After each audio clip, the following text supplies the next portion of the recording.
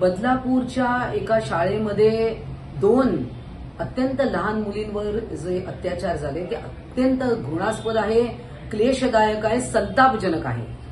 आणि हे झाल्यावर बदलापूरमध्ये प्रचंड मोठा नागरिक उद्रेक देखील आपण पाहतोय।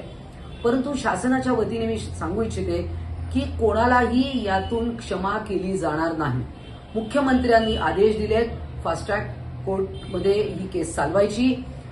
उपमुख्यमंत्री असतील, केसरकर साहेब जे शालेय शिक्षण मंत्री आहेत, त्यांनी सर्व जे पुण्यातले जे शाळेसंबंधी जे अधिकारी आहेत ते सगळे तिकडे दाखल झालेले आहेत आणि कोणालाही क्षमा केली जाणार नाही। मग ती शाळेचं प्रशासन असो, ते शिक्षक असो, तो अत्याचार करणारा असो, आणि ज्या पोलिसांनी कंप्लेंट घेण्यामध्ये दिरंगाई केली आहे कोणालाच सोडले जाणार नाही। आणि माझी सगळ्यांना हात जोडून विनंती आहे की कोणी याच्यामध्ये राजकारण करू नये, कारण या 2 लहान मुलींच्या आयुष्याचा प्रश्न आहे। कुठेही कोणाची बदनामी होणार नाही।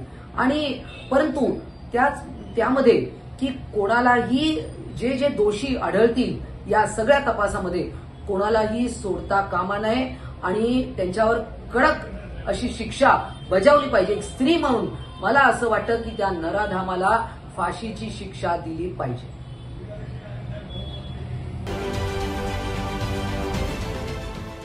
देश विदेशातील प्रत्येक घडामोडींचे लाईव्ह अपडेट मिळवण्यासाठी आता साम टीव्हीच्या सर्व सोशल मीडिया प्लॅटफॉर्मला लाईक, फॉलो आणि सबस्क्राईब करा।